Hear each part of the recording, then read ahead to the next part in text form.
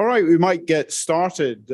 So my name's Alan McKay. I'm Deputy Director of the Institute of Criminology. On behalf of the Institute, I'd like to welcome everyone. But before we begin the proceedings, I'd like to acknowledge and pay respects to the traditional owners of the land on which we meet, the Gadigal people of the Eora Nation.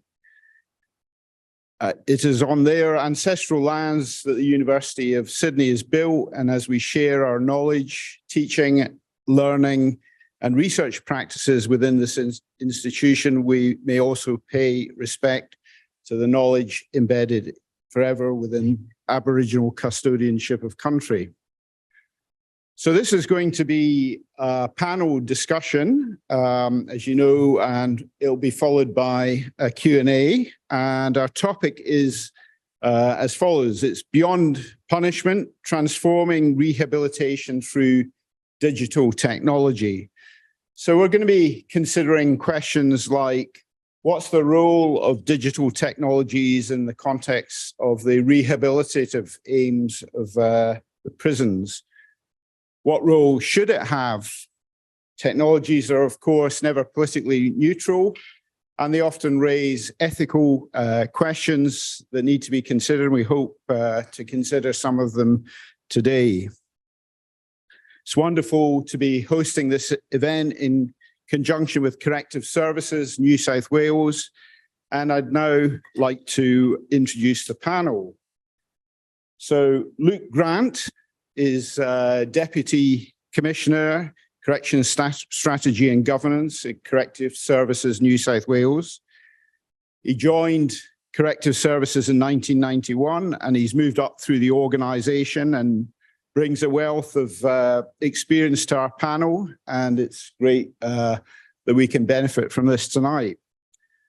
Renee Van Aken is Acting Director of the Reducing Recidivism Premier's Priority at the Department of Communities and Justice. She's an experienced leader in the criminal justice sector with extensive and diverse experience in operational matters, senior management, and strategic areas. A particular relevance tonight is she's got an interest in correctional technology, and we look forward to hearing her thoughts about that tonight. Very early in the morning and joining us from Europe, we're very grateful to Stephen van der Steen from Smart Corrections. Stephen's an enterprise architect. He specializes in technology and corrections. He works as a consultant in innovation and digital strategies for prisons and probation services, and he's also an active researcher affiliated to Montfort University in the UK, and he's a board member of the International Corrections and Prisons Association. We also have Professor Mark Halsey from Flinders University.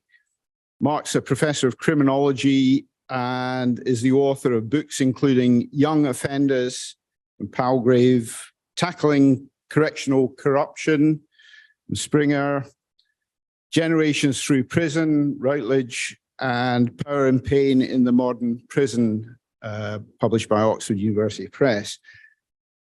And our moderator for tonight is Dr. Caroline Mackay. She's a senior research fellow and my colleague at the University of Sydney Law School, and she's co-director of the Institute of Criminology. Caroline's recognized for her research into technologies in justice and published her monograph, The Pixelated Prisoner, Prison Video Links, Court Appearance, and the Justice Matrix in 2018, and that was published by Routledge. So without further ado, I'm going to hand over to Caroline to start the discussion. Thank you very much, Alan, and I'd like to thank Alan for organising this event along with our events team, Carla and Ashley, and also Sydney Institute of Criminology coordinator, Kimberly Hamilton, as well. So thank you very much. I'd also like to start by acknowledging that we're meeting on the land of the Gadigal people of the Eora Nation. I want to pay my respects to their elders past and present. I'm going to start off today and just go around the whole panel. We're going to sort of try and keep the conversation fairly dynamic. No one's going to be standing up and talking at you for hours and hours on end. So we're going to sort of try and keep the conversation sort of moving around in a fairly organic way. So I'm going to start off by asking each of our esteemed panel members, both here as well as Stephen online, just to talk for about 5 minutes about their interests in these technologies in custodial situations and the relationship between these technologies and aims of rehabilitation, but also perhaps looking at some of the tensions of, the competing aims of punishment, regimes of punishment, and the deprivation of liberty. So I'm sort of interested to look at how we can use these technologies and what are some of the risks and challenges as well. So I was going to start off with Luke, and I thought perhaps, Luke, you could talk a little bit about the background to the technologies that are being used, but what has been used.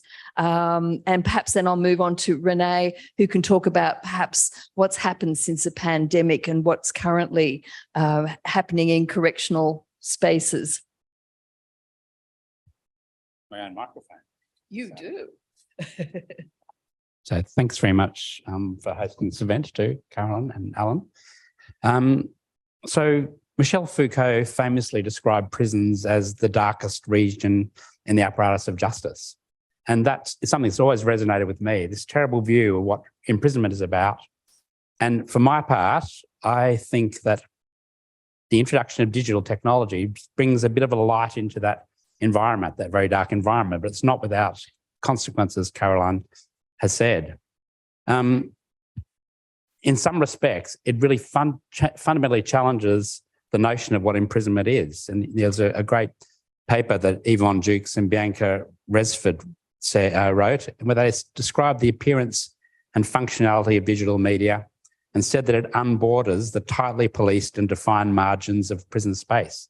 The idea of the prison as a space that is effectively closed, where people are sequestered, restricted spaces, and the idea that by design they disrupt people's notions of themselves and their personhood, all those things I believe are potentially challenged through the introduction of technology. This concept of bringing technology to prisons hasn't been met, openly by everyone. And if you went back 10 years ago, we've got one of our former commissioners here. I won't say that he was a resistor, but the commissioner before that in corrective services, had a really strong view about the dangers of technology that was shared by a lot of people. People would often focus on things like the risks that they pose to networking, to prisoners organising, resistance, mobilisation, access to risky content like pornography or engaging in criminal enterprises using such devices. But all of those things, I believe, can be addressed by a well-designed system, and the quality of the effort that sits behind this work that corrections is engaged in is pretty extraordinary to that effect. But I think that sitting beneath these concerns, which often people throw up, is something much more fundamental. And it's about, I think, the view that a lot of people hold, their notions about what a prison is. The total prisons as instruments of inflicting pain on people. Deprivation of liberty, as Carolyn says, has a range of consequences, including limiting your contact with other people. And we're introducing systems into prisons that fundamentally change that and change people's relationship with the outside world. Other people, when they've been describing it, have also commented on the fact that whilst there is a move towards normalisation through the introduction of technology, there are a lot of, what some people might describe as insidious elements that sit beneath that. The capacity to listen, to survey, to control people. We have technologies now that we're not actually using where we can actually see when someone's on the phone, if they're sad, if they're happy, if they're angry. And we can actually go and look at the words they've been saying and to focus down on those sorts of issues with people. So there's lots of things to consider in relation to that. But this notion of introducing technology to prisons isn't new. Prisons, some people have described as a digital desert, and that really is changing around the world. It's great to have Stephen Vandersteen here and Peter Severin, who both have got a real exposure to what's happening in the world. And at the moment in this organisation that Peter's in, we're almost beating people back from including technology papers, which is seen as the technology panacea to all these problems in corrections. And of course, there's a lot more involved in that. We started with this sort of digital desert. We started to think about ways we could introduce technology, and we had a rather ad hoc approach to it. And we started to do things like we've had kiosks, we have always had things like, not always, we've had televisions and CD players and things like that in jails, but actually having things that relate to improving people's capacity to access services, that sort of stuff is fairly new. But from about 2008 to 2016, we started to do things. We had a pilot of in-cell computers in one of our correctional centres. We used kiosks for prisoners to access their information. We started using video conferencing for people to connect to the court, to their lawyers, to professional visits and others. But it was totally ad hoc. We didn't have a coherent approach to that. And in 2017, we sat down and said we wanted to build a blueprint that would enable us to consider how this technology would benefit the system, to manage the risks and so on.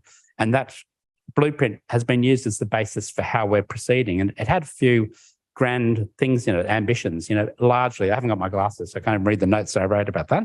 But it was largely about a sustainable, innovative approach to practice that focused on things like autonomy, which was such an important consideration, improving access to services. We started to think about the incredibly dismal time in people's cells when people are locked in there for 16 hours a day, when they can't access anything except for their cellmate, a toilet, a television. And that's a really, when you're trying to program things into a day in a jail to give access to other services, that time in jail, in the cell has become a very crucial time. So that was the basis for it. And then we had this amazing stimulus through the challenge we got from the government to have a Premier's priority to reduce reoffending. And in thinking that through and revisiting our model of change, we paid much more attention in this new phase to the environment that people live in, recognising that prison environments can cause significant harm to people who are there, or they can actually provide an enormous support to people who are there. So how do you change the balance to reduce the harm, to bring out the things that are good and can be done in prisons to improve outcomes? And that gave rise to us thinking about a different model. We were very wedded to the old risk, needs and responsivity model of change. And we started to think about other approaches to treatment that were included things like looking at the environment, looking at the quality of our staff, looking at the way they engage with prisoners, not just having psychologists and other people deliver programs. Essentially, what we were trying to do was to give prisoners the capacity to live differently, the opportunities to find resources that they needed to live a different life, and the motivation to live differently. All those things wrapped up in a rather complex model with hundreds of interventions. And we decided in that to have one of our 4 key streams of work trying to access and use technology to actually promote and produce good reoffending outcomes.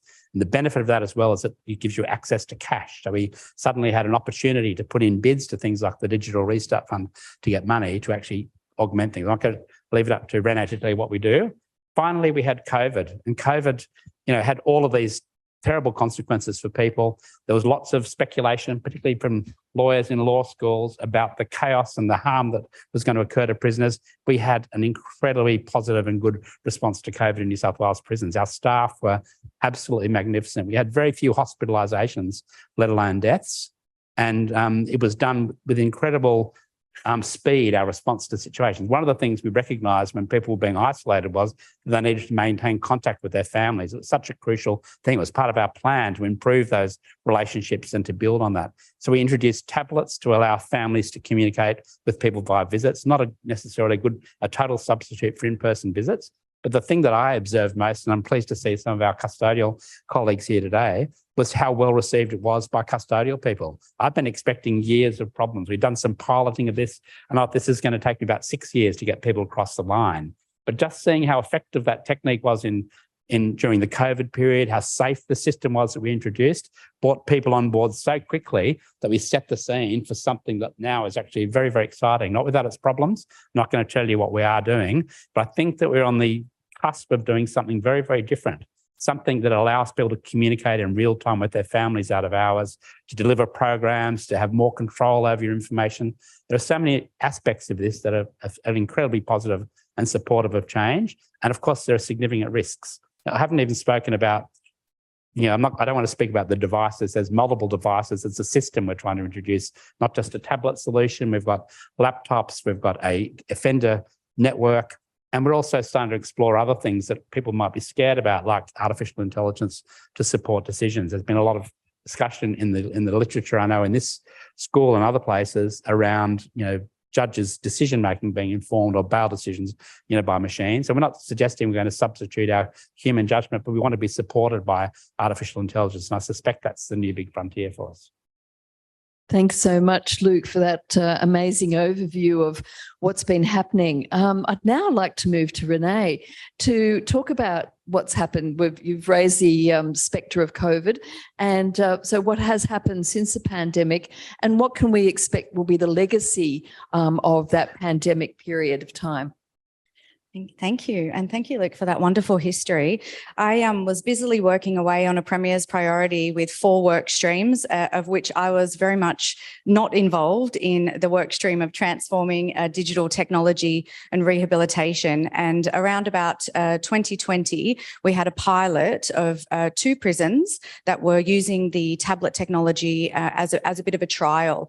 And all of a sudden, I was become involved in this particular project, and it's become a huge passion of mine in those few years. And since that time, what we've been able to do is really build on a work stream that really is about the digital transformation. So as Luke was saying, it's not just about the tablet technology that we have in cell, it's actually about how we can digitize what we're doing in corrections to benefit not only inmates, but also the staff. And so some of the things that we have done and that we are doing is that we now currently can say we do have offender tablets in 22 of our prisons. So we have over 8,000 devices that inmates are given when they're locked into their cell. They have them overnight, and I'll tell you soon what's on them, because that's what's the most exciting thing. They're not just bits of plastic that we issue.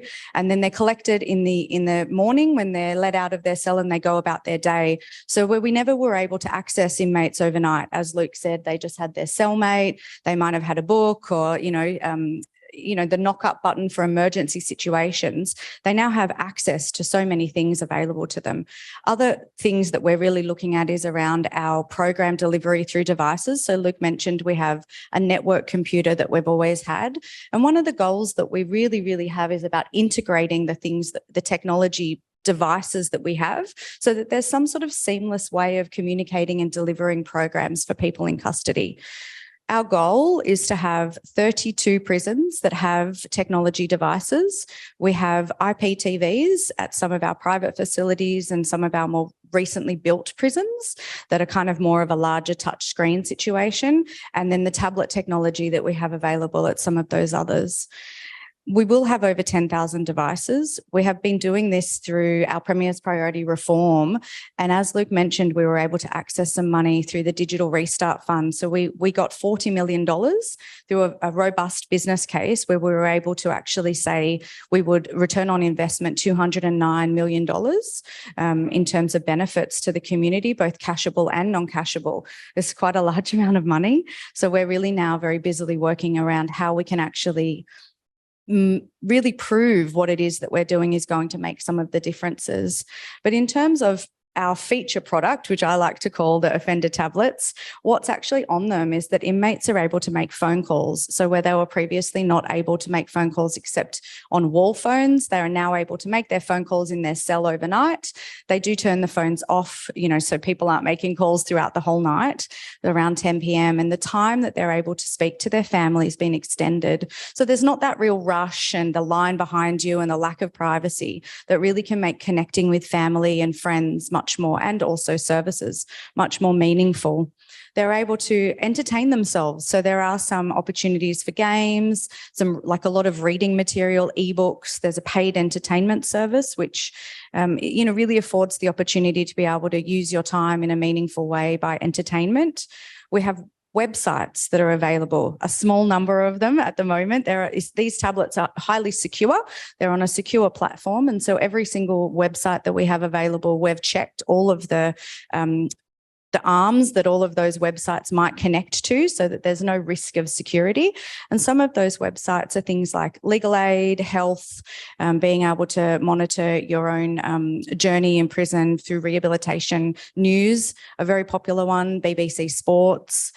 There's also the opportunity for administrative forms. So, for example, being able to put money on your phone and be able to access communication with staff to ask for certain things when you're in prison. This can now be done digitally at a few of our prisons. And the uptake has been incredible. So we've had over 500 forms per month coming through on the digital form platform. So it's really being able to create some efficiencies and agency for inmates to really see where their information is going and get that immediate response and feel connected to that material. We've got a wonderful feature that's able to communicate with inmates in their cells, so either a group of inmates or an individual inmates, what's happening the next day, or potentially a response to a request that had been given previously. So that really reduces that overnight wait of having to ask someone for something very menial. Another opportunity for being able to access your information on the offender tablets is the kiosk. So really being able to know, how long am I going to be in prison for? When's my next court date? How much money do I have in my account? Who's on my phone list, without, again, needing to ask a staff member for that. One of the most important things in terms of really being able to transform rehabilitation, which is our digital strategy, is actually what we're able to do in terms of the behaviour change space. And we're building an integrated learning management system, which we've decided not to go with an off-the-shelf product. We're actually building our own that will integrate with all of our systems, again, to have that seamless what you're doing in your cell, what you're doing out of your cell with staff members, and how you're actually able to self-pace some of those things and really be able to holistically see what it is that you're engaging in to change some of those behaviours, both from an educational, vocational and therapeutic space. But as I was saying, it's not just offender tablets. We have community programs that are being delivered virtually, and our DRF money has really been able to help us expand that program. And so we now have nearly 1/3 of our programs in the community being delivered virtually, where it's a little bit easier in that community space in terms of the security and the systems. But certainly the goal is to be able to make that happen in cell and in prison. So we have got AVL group rooms where we'll be able to digitally deliver group programs, and also between prisons. So where we might have operational issues of not enough prisoners for one group in one jail, we can now connect those people using digital technology platforms. What's our next focus? So in terms of where we're going with our digital restart reform, it's a 10-year program. So we're coming towards the end of our 2-year initial implementation. We will have technology at 32 of our 36 facilities, which in a 2-year period is really quite an impressive infrastructure achievement. But our next step really is around research. It's around development. It's about staff change and really being able to move from the technology just being a tool for inmates, but rather a tool to connect staff and inmates and be able to ensure that the relationships that staff and inmates have are more meaningful, and also about staff and inmates being able to spend more of their time on doing those things that are really going to impact behaviour change. I suppose one of the biggest reasons that we were able to access some of this money, and we had our big claim to our return on investment, is really around being able to increase access to inmates and in turn increase the dosage, or what we like to call the treatment hours that we're able to provide people in custody. And so we really want to be able to understand more about the user experience, how particularly people in custody are responding to their technology, also how it's impacting digital literacy. So are we really making an impact, and are all these things that we want to put on the panacea of technology actually hitting the mark?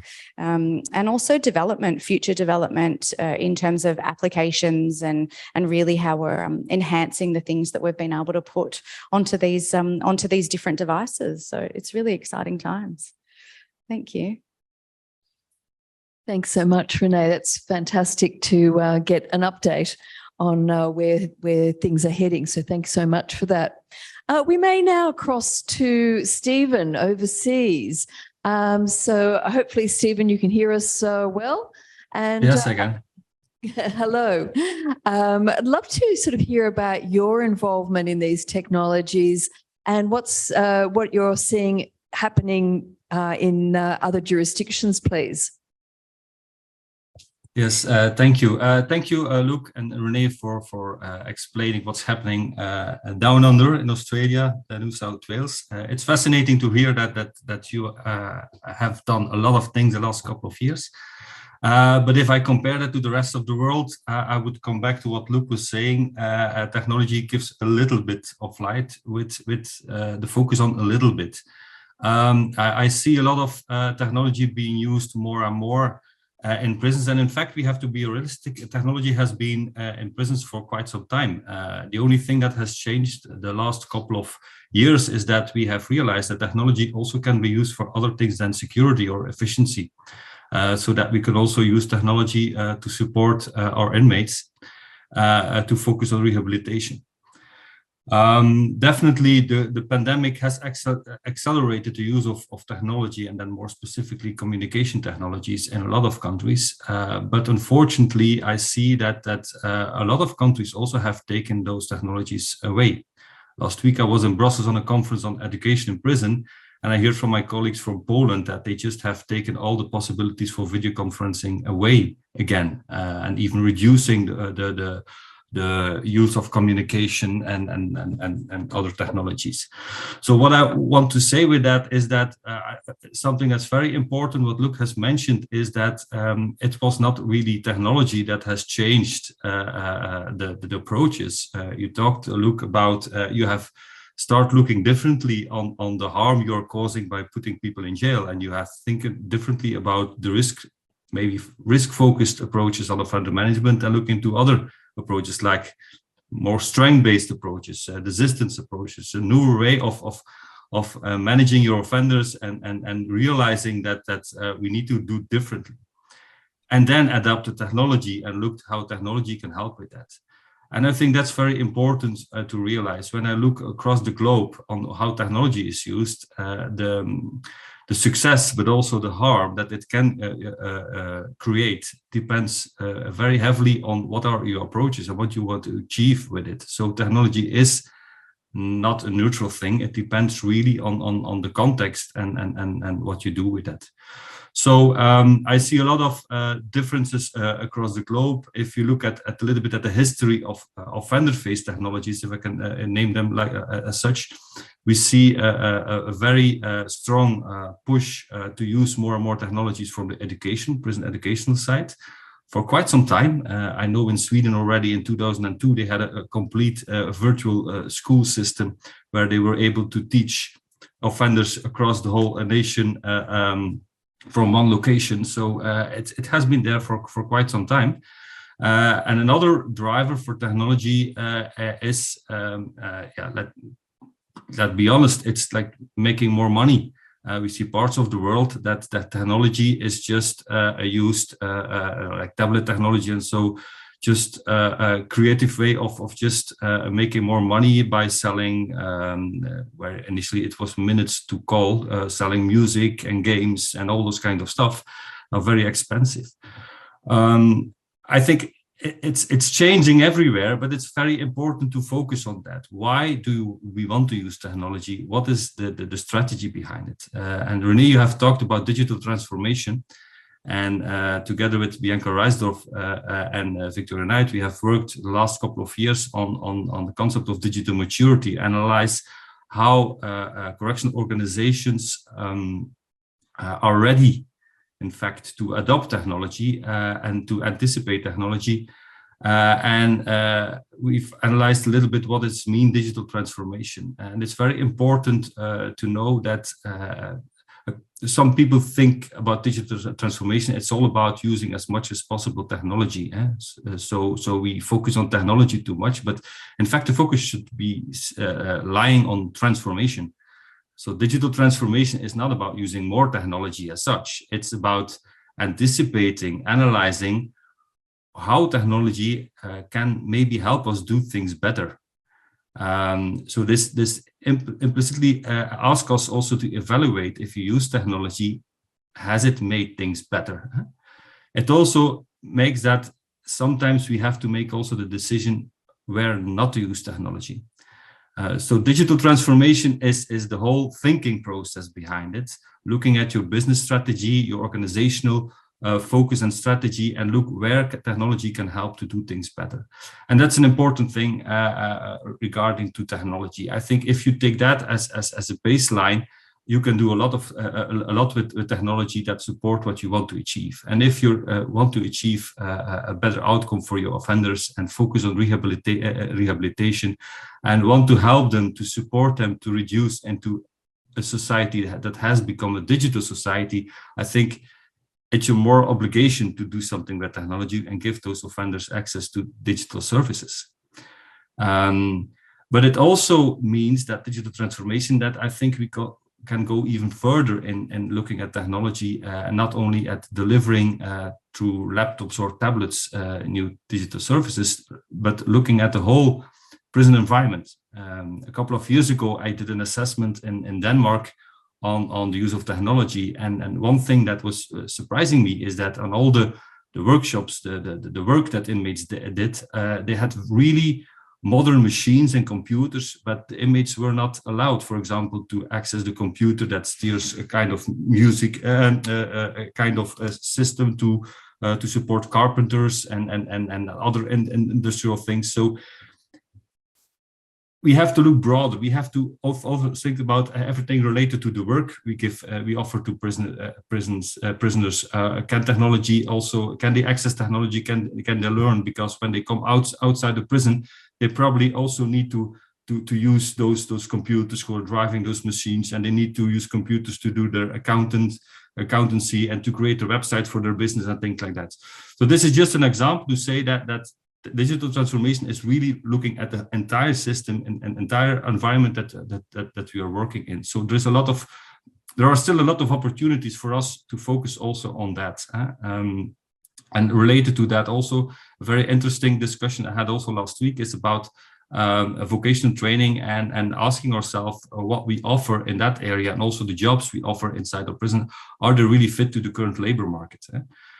So what I've also discussed with a lot of people is, should we not really focus much more on learning offenders, for example, to develop, to learn them computer sciences, to be able to learn AI.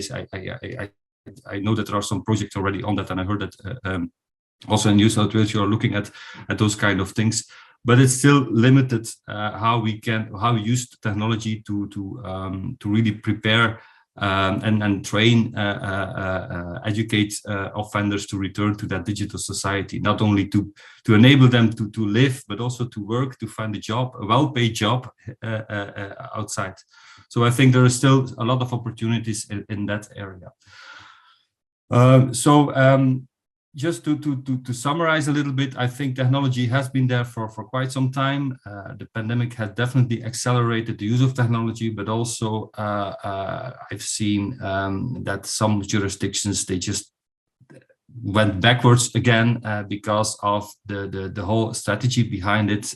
They don't always see the benefits of technology, and a lot of jurisdictions still too much punitive and risk-focused offender management approach.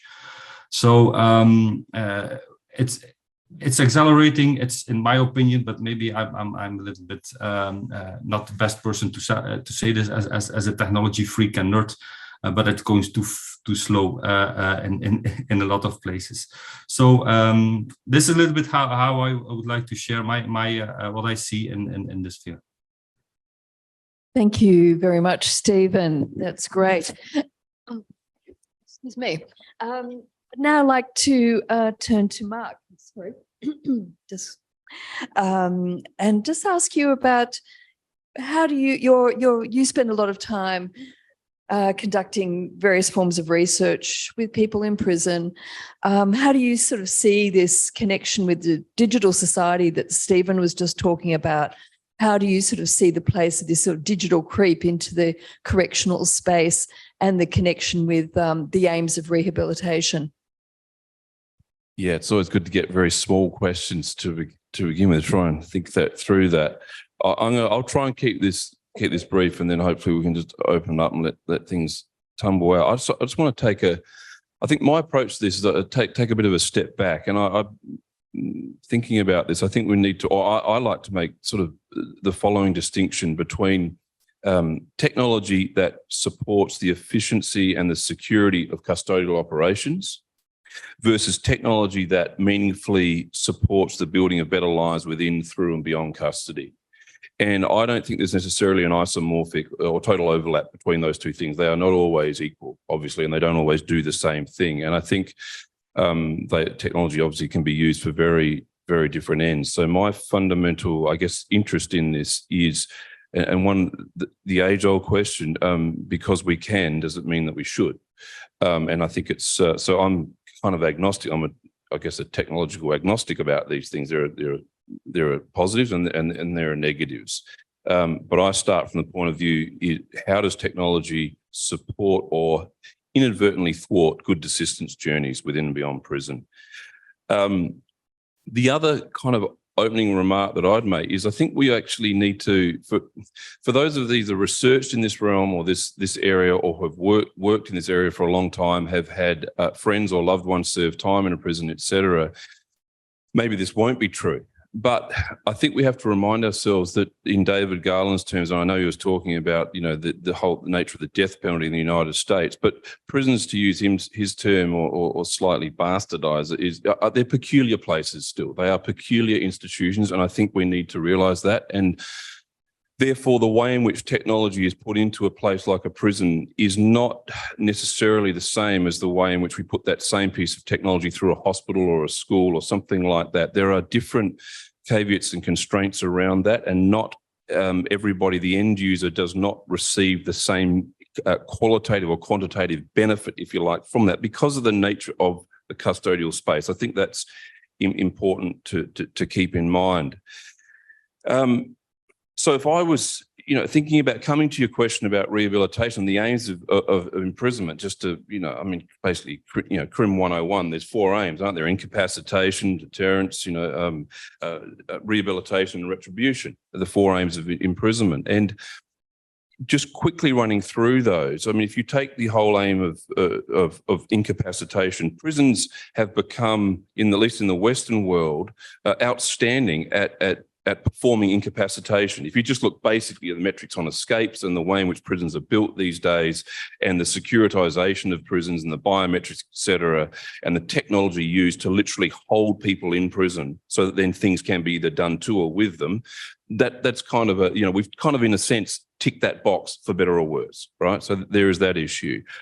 I think in terms of deterrence, that builds down into, or breaks down obviously into specific deterrence for individuals, general deterrence for larger populations. Technology has played a huge part, but increasingly plays an even greater part, if that's possible. And I think of some visits I've had to a place like Macquarie, which is, I guess, is now 5 or 6 years old.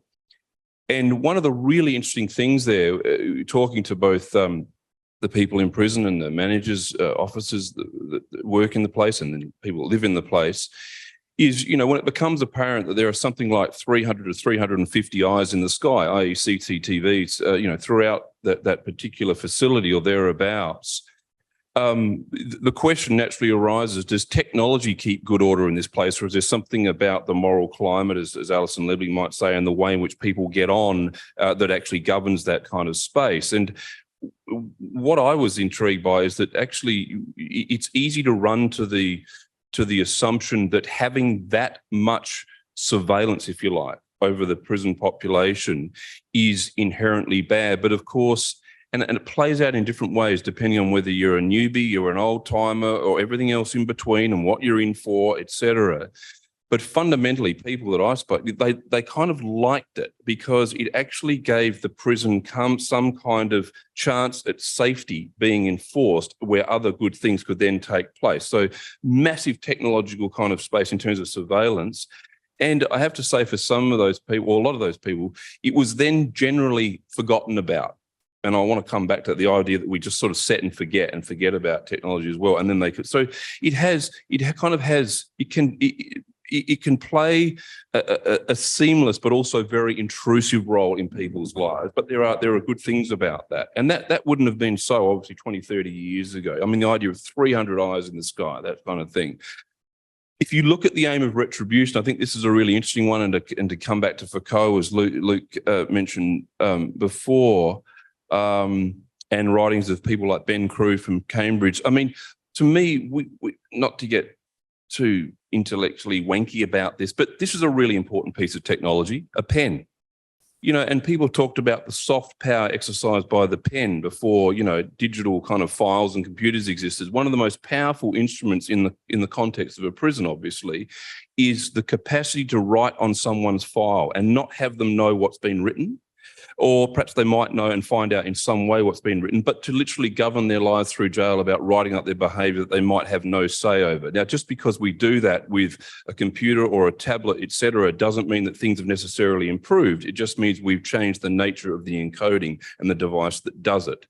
So in terms of retribution, obviously, the way in which technology is rolled out, you get that sixth pain of imprisonment that people have spoken about, the possibility for the deprivation of ICT in people's lives. You give it, the hand giveth, it can take it away, in a sense. So, you know, so in other words, so that I think is the important thing. It can be used, and I guess it has been used on occasion as, you know, as kind of a mechanism to have a carrot and stick going, you know, and then that's sometimes a good thing, sometimes a bad thing. It has to be in the mix. Then in terms of obviously rehabilitation, I think, I mean, I would say generally speaking that anything that has the capacity to connect people in prison to each other in positive ways or to the outside world in positive ways is a good thing. Whether it connects them to education, whether it literally connects them to places and to be able to literally see the spaces and places and contexts that they might eventually desist into, instead of having to imagine what a workplace might look like, or what the community corrections office might look like, or a housing might look like that I go to, etc. There is that capacity to open up the world. I get that. So there are those things, and connecting people to their children and their loved ones, etc., and bringing a degree of normality to custodial life is incredibly important. But in all of that, my view is that technologies ultimately require a suitable and moral and social climate in order to be an optimal feature in inmates' lives. And so I want to push the part of the responsibility and part of the conversation of this up, but, you know, come back to the tone that's set at the top. You know, what are the expectations of the people that run jails, in a sense, of this technology, and where is it headed? How does the equation play out in terms of security and being an enabling feature in people's lives? And I think, you know, one of the final things I'd say is, you know, it comes back to a very famous French urbanist theorist called Paul Virilio, who spent his life looking at and critiquing, you know, every technology he could get his hands on. I'm sure he's familiar to many people in this room. And he talked about the fact that whenever you build a piece of technology, whether it's everything from a steam train or something like an eye in the sky, you build in the capacity for a specific and a general accident, in a sense. So you build in the capacity for something small to go wrong and something big to go wrong. So in this case, like, you can have, you know, in the rollout of technology in prison, you are in a sense rolling out the capacity for numerous what's called specific accidents. So what happens when the kiosk system suddenly malfunctions, or the biometric system or the body scanners malfunction on visits? What happens when, I know this will haunt probably Renee and Luke, but when a mouse plague interrupts a whole prison system and eats its way through the wiring system, literally shuts a prison down because it is so wired for sound and everything else that it can't function when its wiring system is eaten by a mouse plague, etc. That's the general accident. I know that's rare, but it's there in a sense, right, as well. And so I guess, yeah, and I guess the final thing I'd say, and we can talk about this further, is that I think I see a lot of advantages in going down the technological route, depending on how we define technology, absolutely, in prisons. But one of the dangers is, is to caution against things like tablets becoming, the new or late modern age pacifier, as once TVs were, as once cigarettes were, etc. Technologies are only as good as the impetus and the human dimension that we wrap around them. And I guess my final punchline would be that I think wherever I've seen rehabilitation or desistance done really well, it has absolutely to a T involved hard graft from human beings and relationships, and that in a sense nothing can fully ever substitute for that. So as long as it doesn't become a proxy for meaningful human contact and endeavour in trying to get to the bottom of what is troubling people in their lives and moving forward, it's a good thing. Thank you very much, Mark. So many, I knew that this was going to be a very rich discussion with all these guest speakers tonight. So thank you so much. Very hard to know where to start with all my questions. And I just want to mention, I'm going to throw a few questions to the panel, and then we'll have time for some Q&A from the audience as well. So do think about questions you'd like to ask the panel, and we would love to facilitate further discussion with you as well. I guess perhaps a couple of points that were made, for example, by Stephen and Mark, are some of these questions about when not to use technologies and the ethical implications. And I guess, Mark, you sort of raised the question of surveillance, and just be interesting to talk about how data is collected, how it is retained, and how might that be used when we've got these digital, Android tablets being used. There was obviously a range of different applications on them involving, family visits as well as the learning management systems. What sort of data is being collected and how can that be utilised? And I'm not sure who would like to answer that one, if it's Renee or Luke, perhaps. I think that, first of all, there's lots of information kept on prisoners already in other forms. So there's an enormous amount of paper. Things like telephone calls, there is now telephone calls are now recorded digitally. There used to be analog recordings of them, and now they're more able to be interrogated, but the information has actually been there. Like the capacity to listen to a telephone call in real time has been in the system. What has changed is some systems that support you being able to do all of that stuff more quickly. The same rules apply to the retention of that information. So I think there's a whole series of general government rules that don't relate specifically to corrective services around record keeping, how long records have to be contained and the circumstances in which they can. That really hasn't changed so much. But what I think really has changed is the speed of accessing information, some of the smart tools that are available for interrogating the information. And if information is in a digital form, it's very, very different to actually having an analog voice recording. You can actually go to words if you want to do that someone spoke. So I think that's what's fundamentally changed. It's the speed, as opposed to the level of invasiveness probably hasn't changed that much. It's just different modes and probably more effective modes of doing it, and the opportunities for accessing it and how that's controlled. To what extent should the New South Wales Police, for instance, have access to our telephone records? If you're in the community, the police to listen to a telephone call require a warrant to do so from a court. Every person who has a telephone conversation in prison consents as a condition of the call to have that call recorded. Once it's recorded, in the interests of law enforcement, we can share that information with the police. So is it creating faster processes for the police to listen to the conversations and so on? There are interesting ethical and dilemmas that need to be resolved. Thank you. Now, a point that Renee brought up was the question of digital literacy, and Stephen also mentioned about people going back into digital society and being prepared to, become citizens within a digital society again.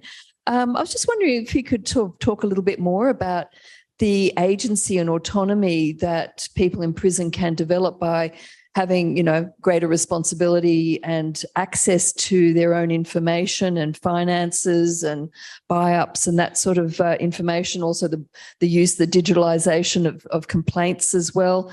And how do we balance that with perhaps sometimes society's expectations that people perhaps shouldn't have access to these, that they should be, there should be digital deprivation going on behind prison walls, that they shouldn't be able to breach digitally or virtually breach the walls of a prison. How do we sort of balance those?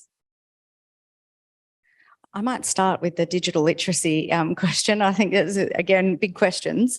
But one of the things that we wanted with our solution was accessibility. And so in a lot of other jurisdictions, the issuing of technology is dependent on security classification or a length of sentence. And so one of the things that we've done is effectively say that if you are in custody in a centre that has got tablets available, that you will be issued the tablet. So it's not a privilege.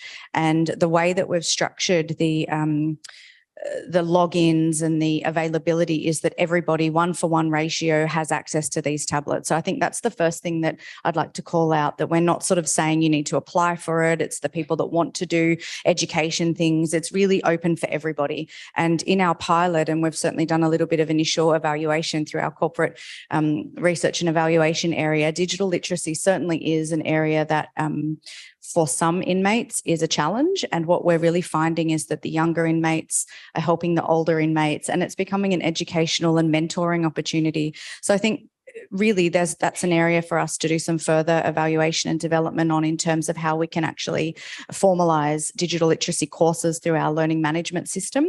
And as we become more mature in our digital applications that we're using more holistically as an agency to be able to really support people using this technology. We're also using aids, so things like reader pens, whereby people that have literacy issues more broadly, not just digital literacy issues, but also language issues. So we're actually being able to provide that information to people that otherwise might not have had it. So they're able to use these pens and various other translation opportunities to say that they understand things that might have been read to them or given to them in paper previously. And so I think that that's a real opportunity. I think, yeah. So without disrupting your flow, can I just add one other point? I think something that's important to just make clear, and it's a cautionary note as well, is that tablets are not the be-all and end-all of technology in prisons. So they're one format. They restrict you to push and point type of stuff. They're not good for typing. So there has to be an array of other tools available. So we do have a computer, like a PC-based network. We try to build that and make that happen again. And we are needing to give people much more exposure to a broader range of solutions other than tablets. Yeah, and I was really interested in the comment that you're having a bespoke learning management system, that you weren't sort of looking at just buying something off the shelf. And I was just wondering, Stephen, as to whether you've seen, do most jurisdictions have a bespoke system, or are they sort of just people buying things as sort of one size fits all? Yeah, I think it's a little bit nuanced.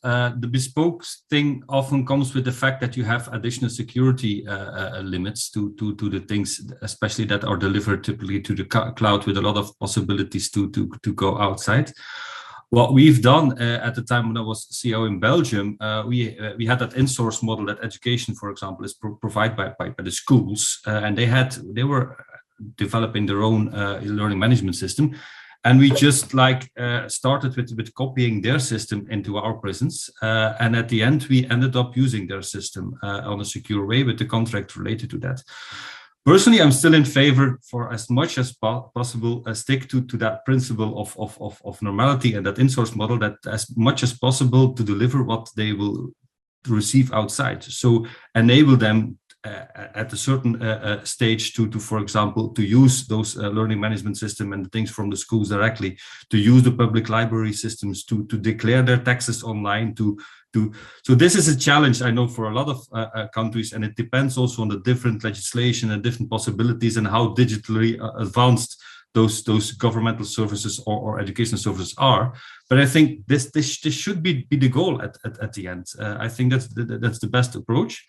But just also another nuance, what I think when we talk about technology, we often do too much is treat all inmates as the same when it comes to security. So we have to think about how we can tailor technology and the digital service and how to deliver them to the specific needs, the types, the classification of the inmates, the regimes, the period in his sentence, and so on and so forth. Technology has the capability of supporting you with that, and it's much easier than it used to be to really tailor services and make them available to what you need. So I think the concept of meaningful delivery of services is something that we should work much more on. For example, 3 months for release, why should we not start opening the internet completely and let him look for his apartment and search for a job like at the real system, and not copying some as much as possible the outside world inside. Same for finance management. Why should we not enable them to open their bank account from in prison? Things like that. I think we have to be able to do this much more. I see some countries who are doing that, who are starting it. I'm working a lot in Norway, for example, and we are looking into that how we can facilitate that. But again, the security aspect to that, we have to tailor it to make it proportional to the individual and not think about security in a just one fits it all approach. Thank you very much, Stephen. Alan, I think you had a question you wanted to ask about AI, because I know Alan does a lot of work with neurotech and artificial intelligence. Thanks, Caroline. Can you hear me? Yep. Okay. So I wanted to just follow on from something that Luke said about the possible use of AI systems within prisons. A lot of organizations are thinking about how to use AI responsibly. And when we think about things like using AI to detect emotion in, say, a phone call, or perhaps even some sort of visual system, what kind of considerations should play upon that, and how should we think about the possible use of AI for detecting emotion, say in an individual or in a population level, a larger group level?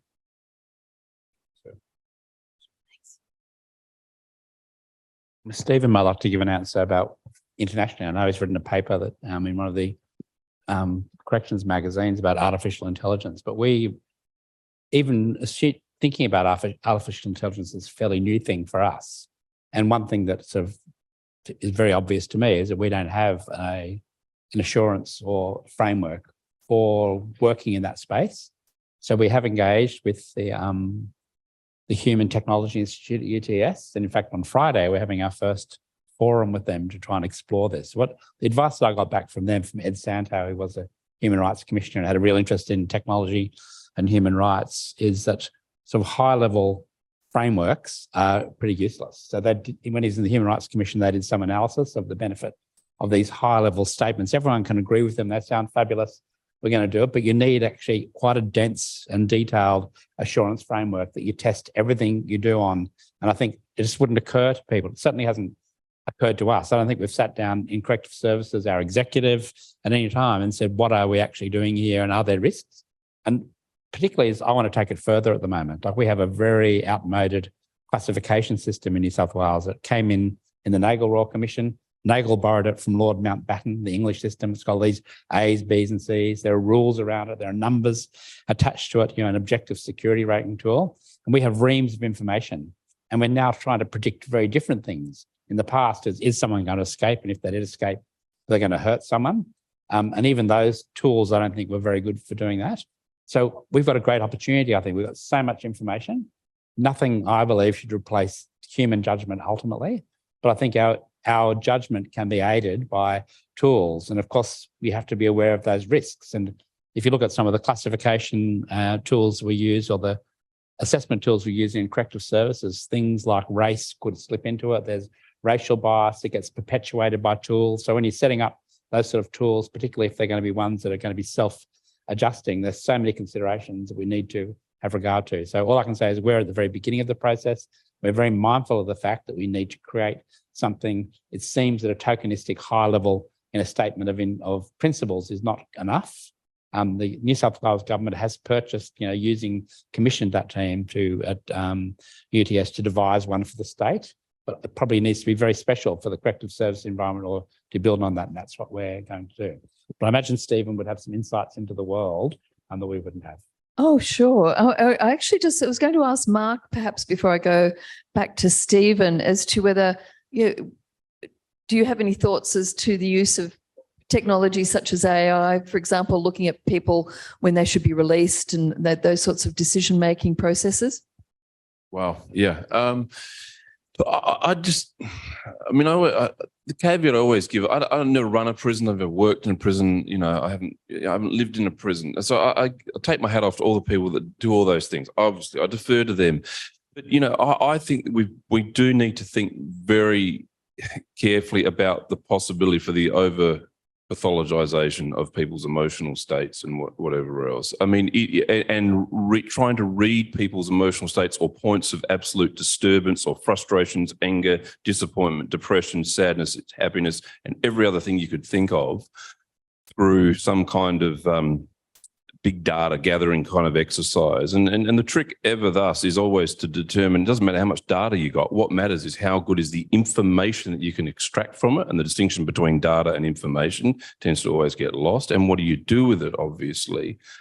And that again, come back to my statement I made a little while ago, prisons are peculiar places. They can be hotbeds of activity and unpredictable, but they can be quite obviously stable and quite calm places on occasion, and everything else in between. And you know what? So can society generally. That's why they are largely a microcosm of society, obviously.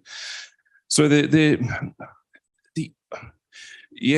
guess again, it's the possible slippery slope of losing sight of what game, quote unquote, or are we actually in? What are we trying to do in this space? And what's the end game? If the end game is to reduce recidivism and build better lives, and we know that there is so much evidence that says the way we do that is to involve human beings in that process with adequate supports and services and proximity of help, et cetera, and understanding and all the stuff that goes along with meaningful kind of work on the trauma, grief, loss front, the housing front, the mental health front. I won't go on, it all. Technology to me plays a very small part in that. And I actually think we need to put our shoulder to the wheel in different ways as well and keep investing in human relationships. And I was thinking before, I'm not trying to set a kind of a pessimistic or doom and gloom kind of, half glass, half empty kind of tone, because I think one of the positives that technology can bring to the situation, it can actually help force a small mini revolution in the workforce, the custodial workforce. And by that, I mean this. I would say that most times before the age we're in now, a huge amount of custodial or custodial officer work would be taken up with walking people from one place to another, shepherding them, etc., and or generating or waiting for a list to be generated and doing paperwork. So one of the things, if you read the literature in the advances in technology, is that time is being saved in terms of generating lists and doing paperwork and writing things up, etc. So there's a real opportunity there to ask ourselves, what is the additional time, if there is indeed additional time in custodial officers' lives and other social workers' lives, caseworkers, psychologists, etc. What's the gain to be had there? Where are they then putting those hours, that time? And I would like to think they're putting it into meaningful exercise of dynamic security in those environments, which is all about getting to know the people in there in obviously a non-corrupt kind of fashion. I get that, right? But knowing who you are dealing with, because it's that kind of intelligence and not the intelligence related so much to big data that will see places run very well and connect well and do well once people get out of those environments. Thanks, Mark. I might just cut to Stephen very briefly, and then we're going to open up to questions from the floor. So, Stephen, did you want to respond to that as well? Yes, yeah. First of all, I agree with what Mark is saying. I think we have to be humble and modest on what we can do with AI, because every AI will be as good as our data is. And let us be honest, if we have been registering data the last century about how we do prison management, and we compare that to our recidivism rates, I think an AI trained on that will not be really very powerful. Maybe a very simplistic way of seeing that, but it's true. So AI, we have a lot of expectations about AI, what we see about ChatGPT and things like that, but it depends on the data. And just one aspect on the data, and referring to what Luc has said earlier, there are a lot of ethical concerns from my side, and I have done some work with Dr. Victoria Knight also on this, on data and data security and data privacy. I agree with Luc that we have been recording a lot of data about the offenders in the past, but now we are giving them tools that they create their own things. And this is completely different. So we have to really be very careful, because at some point in time, we have to think about who owns that data. And I see in a lot of jurisdictions that fundamental discussion is not held on the data privacy security rules. So if an inmate creates something digitally, we don't have the right, in my opinion, and I think also if you look at the basic principles that have been developed from bodies like the Council of Europe, we just are not entitled to do whatever we want with that data. It's the data from the offender. That's one point. And the second thing is, and that's also related to basic principles of for example, the law enforcement directives, also developed by the Council of Europe, is that we have to be able to motivate why we use data for what. Just a simple example: if we have to record the size of the shoe of the inmate because we are delivering him clothes, we can use that data for that. We are not allowed, in my opinion, just to give this to algorithm and machine learning things to try to, if there's a correlation between the suicides and violent behavior, because it can come out with that. So we have to be very careful about what data we use for what we use. And we are not, in my opinion, and you have to really think about this, can we just give that data without of context, because data is always limited if you take it out of context, to machine learning systems and things like that, to let them develop all kinds of insights, and even worse, that we gonna start to believing those insights. Thank you very much. Well, is there anything else anyone else wants to mention before we ask the audience if they've got some questions for us? Yeah, sure. I suppose what I'm interested in is judicious use of information. You know, there are lots of circumstances. If I think of something like predicting deaths in custody, it's almost impossible to predict who's going to harm themselves with the human mind. But I've never reviewed a death in custody when I haven't seen some factors, if all these factors have been brought together, that it could have triggered a different response.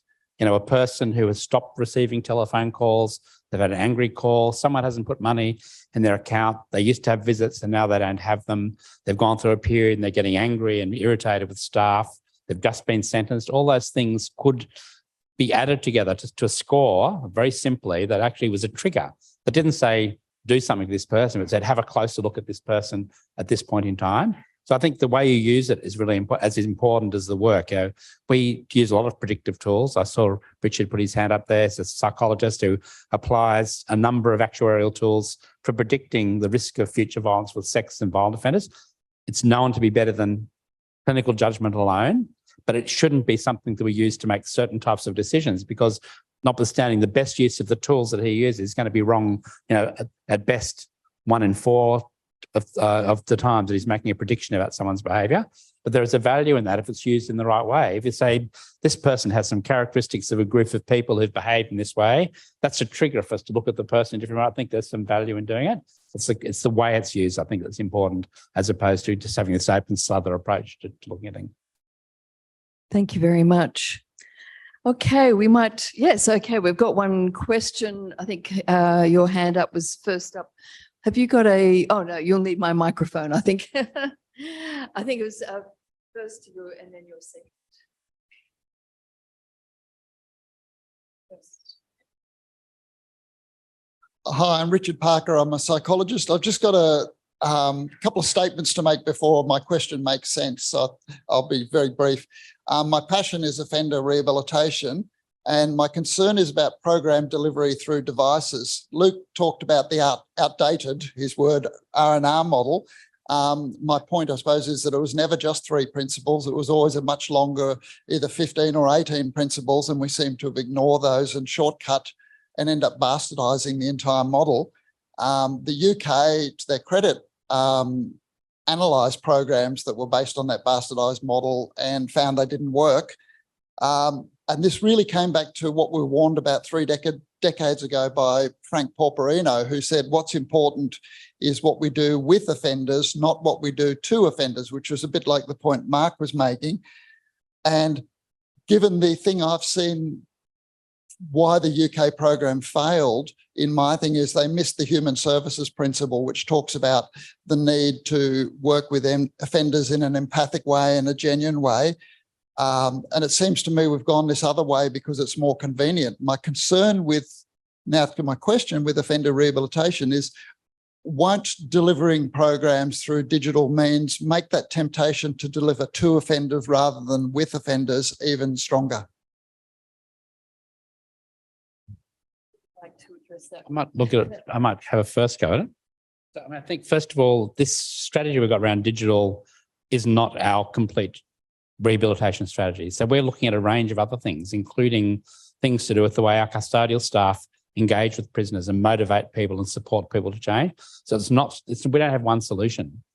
The second thing is that some of the strategies we're doing absolutely adhere to that principle. Like, for instance, Mark was talking about Macquarie, for instance. We've done this before, but Macquarie has now quite a well-developed capacity for prisoners to develop content. We're speaking to prisoners now about the type of additional scenarios that you might attach to, say, our QUIPS suite of programs that they think are more relevant, more accessible. They'll make the content themselves and contribute to it. So I don't think you should assume that technology is still being done to people, that people can participate in the delivery on it. And the work that Renee's doing is very much about asking people what they need and trying to understand how they want to contribute to it and to build the content and that as well. But rest assured, we're not proposing that it replaces individuals or individual treatment. Having said that, there's some pretty good evidence around the efficacy of cognitive behavioural therapy delivered via, say, video conferencing being as good as actually seeing a practitioner face-to-face. So we wouldn't dismiss the use of that as an adjunct to the work that we're doing. We're not proposing to replace it. And we can incorporate the user experience, the life experience of the prisoners and the people on community-based orders into this system to try and make sure that it's real, appropriate and meaningful for them. Thanks. I think really it's important, as Luke was saying, to consider the accessibility issue, and actually really say we are going to use evidence-based methods to actually understand whether what we're doing is working. And we're very much interested in partnering with academics and vendor sectors to really say, how is what we're implementing being received? And I suppose that what we also don't want to do is actually just digitize everything by just converting everything to a set of slides and playing it on a digital medium. That is the opposite of what we're trying to do. We're really very much around saying, how can we have what we're doing out of cell be supported by what we're doing in cell, and really being able to rehearse things that are being done in programs that are happening in group settings, and really, as we do in our lives and community, be able to kind of do more research in that area if we like it, or be able to record our emotions in a different way. And I think that we're just at the beginning of this journey, and so the evidence that we get will be really important. So.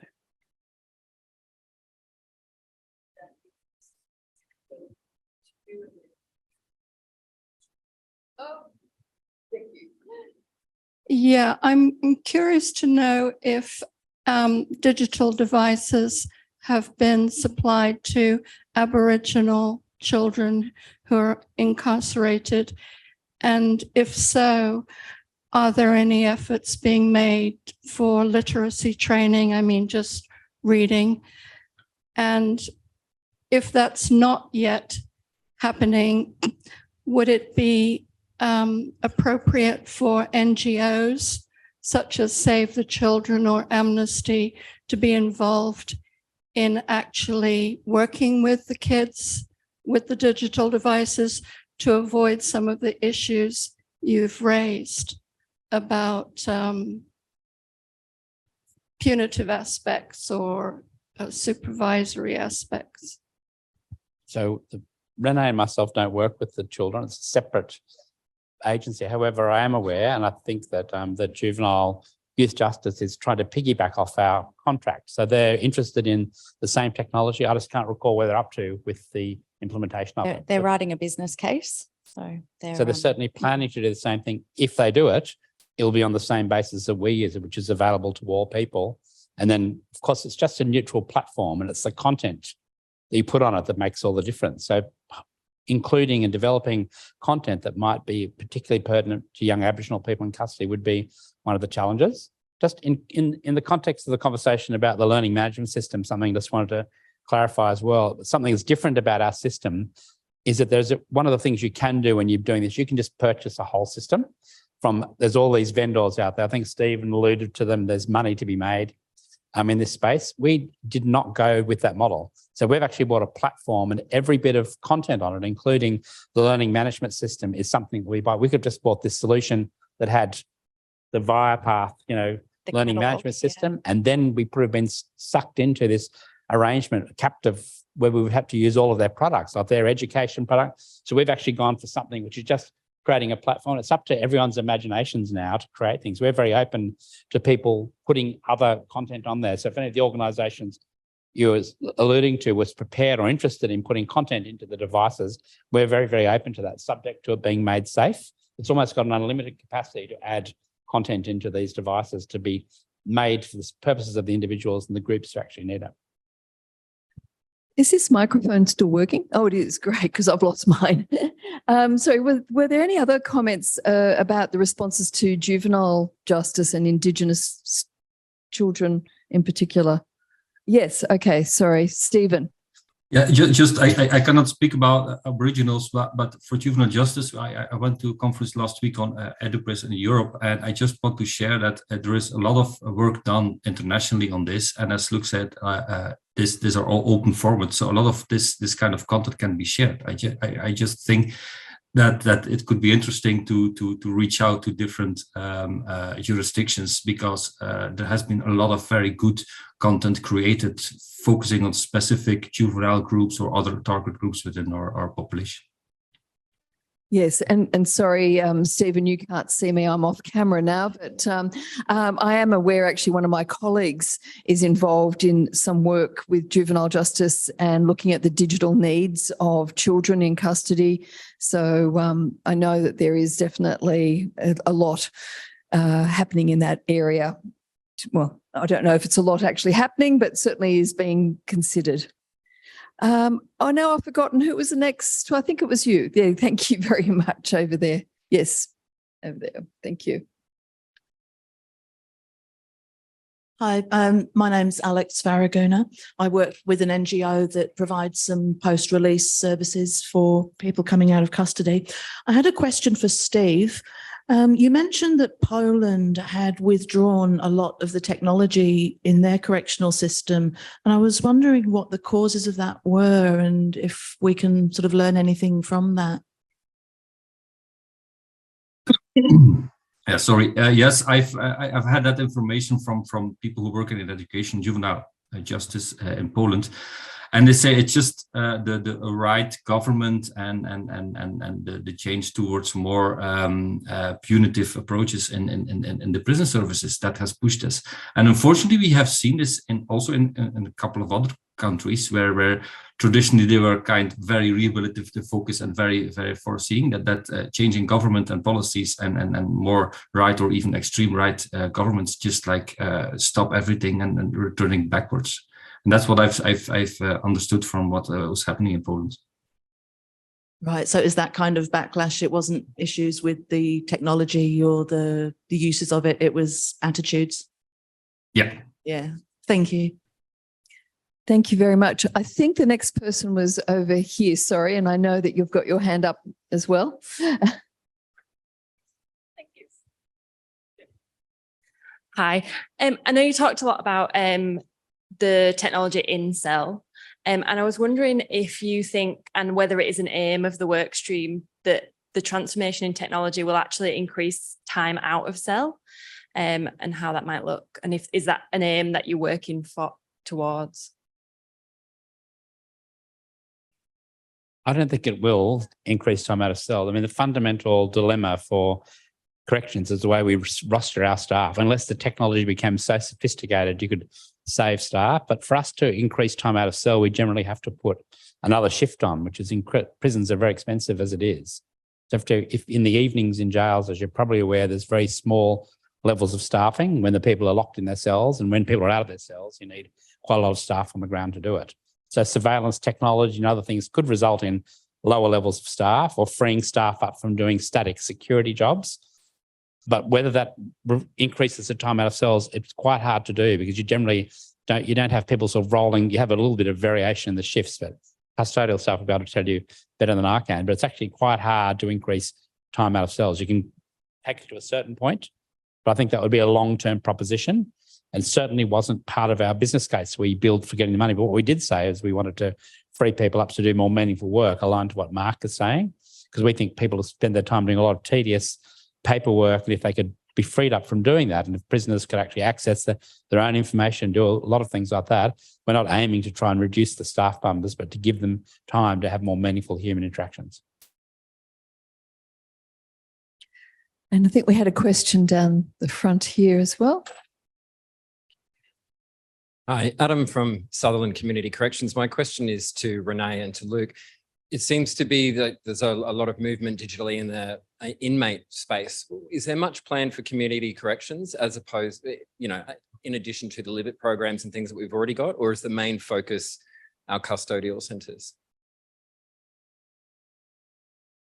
I think that we've got two different areas that we're really looking at. So that virtual programs, as you mentioned, around that, what we previously were calling the Live It space. So being able to digitally deliver programs, but I think also being able to access inmates in a more efficient way to be able to do some of those tasks where community corrections might have to come and see an inmate, or whereby they might need to see a psychologist in the community to do assessments. There may be some efficiencies in that particular space.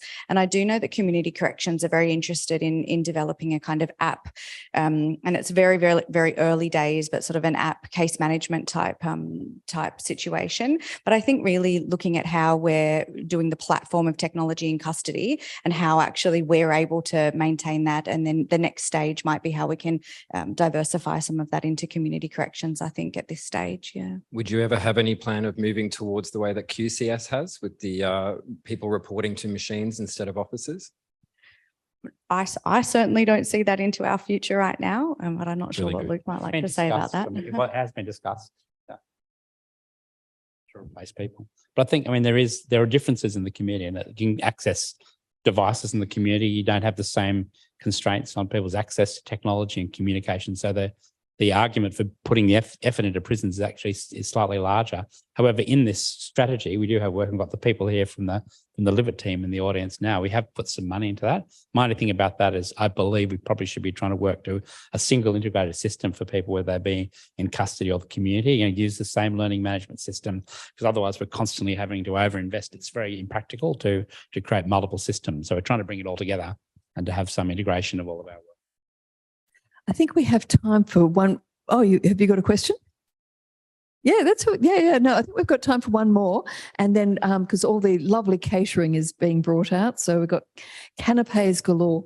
Oh, I'm sorry. Oh, I'm sorry. I didn't see. Okay, so we've got two more questions. So one here, and sorry, who else? Oh, sorry. Oh, there. Sorry, two more. Okay, that's fine. Okay, my name's Bernadette. I work for Community Corrections now, but I was a services and programs officer before, and I was a custodial officer. So I've seen things from a few different perspectives. From an officer point of view, a custodial officer point of view, I've seen some things that, especially during COVID, I feel like there's some things that really worked in regards to technology.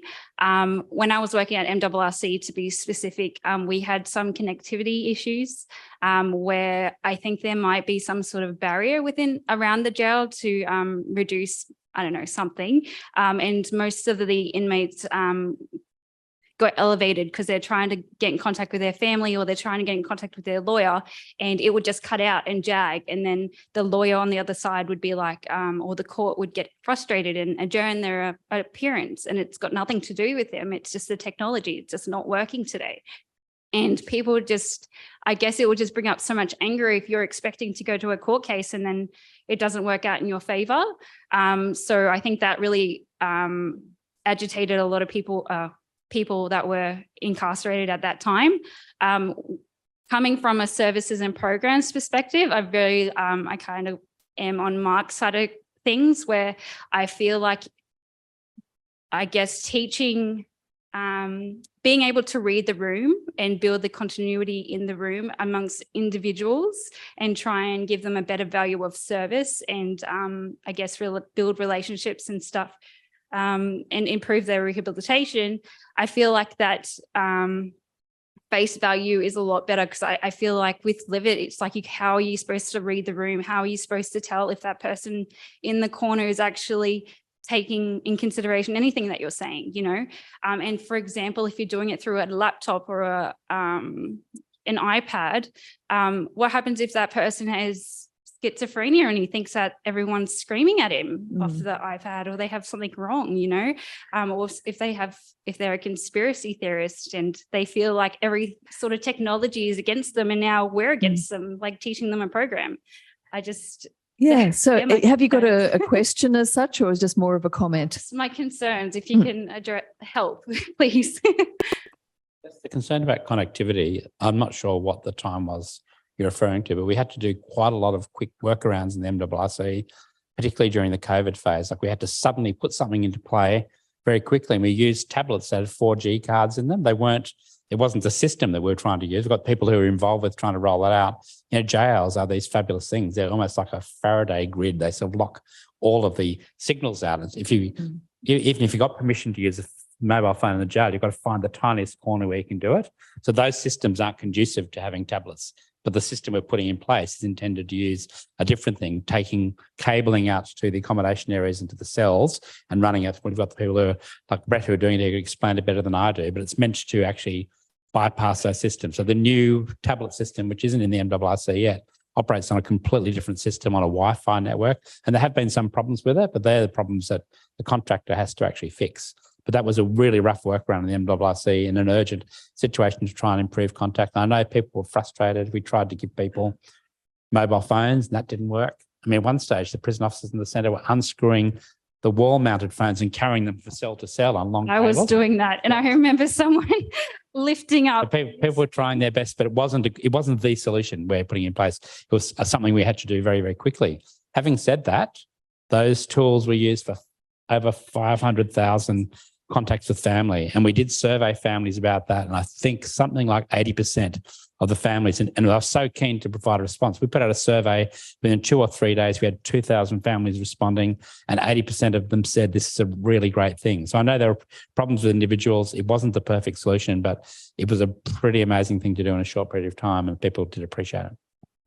Thank you. And we've got 2 more questions. And so I'm not sure if it was Rowan, and then yes, you at the very last question will be yours.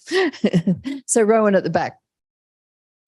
If you can just try and make them nice and quick and succinct so we can wrap up.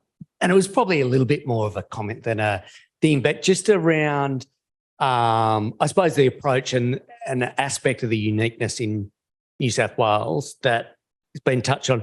It's about transforming prisoner rehabilitation through digital technology, and that's the guiding light. It's not digital transformation. And I think that can be a catchphrase right at the top. But if you take that all the way down, it's also the negative things that technology can do. And that's the lens you need to take it through. Are we transforming? And can that, it's an ambition. But I think that potentially is the exciting thing that's sort of happening here. Other jurisdictions aren't putting that focus on changing the prisoner experience through this to the same extent. Anyway, it's a comment. Well, we might just take that as a comment. We'll hear the question and then we can get some final responses. Thank you. Hello, my name is Bree, like the cheese, and I and I am a case management officer at MSPC. From my limited understanding, from what I have learnt, is that a lot of the risk analysis is based on an insurance model. The insurance industry has a lot of technological advancements. They've had a lot of for a long time, that's a lot of their focus, is because obviously it affects their bottom line.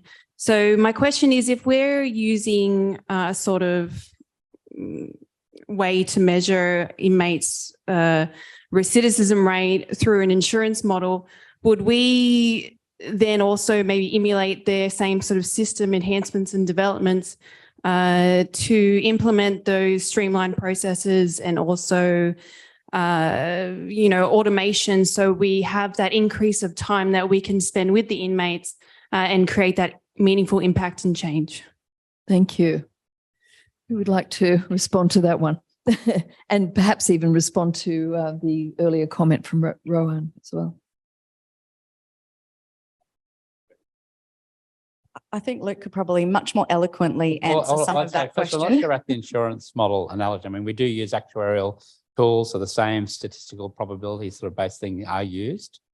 In terms of other aspects of automation, we definitely are looking at this. There's a project underway. It's part of our pipeline, is that what it's called, Brett? Projects, which is actually mobility solutions for staff. So for people who don't know what we've got these clunky sort of computers. We've got an old offender database.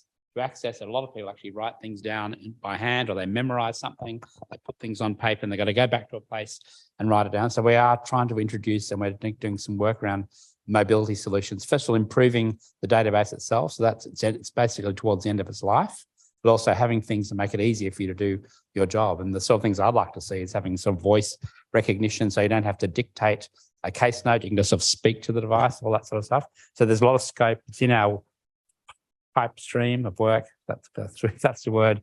We don't have a lot of money for it at the moment. So yeah, to get money out of the government, you've got to create a really great argument. And we did that with this reducing reoffending strategy, and we can do it with staff as well. Have to sell to them on the basis of cutting some of your roles back though, or something, I suspect. Mm-hmm.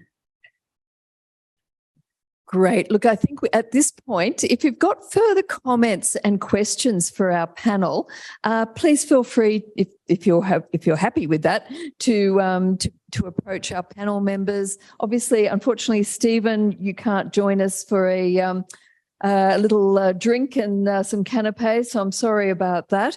But please join me in thanking the panel, our speakers tonight. I think it's been really insightful and an interesting discussion.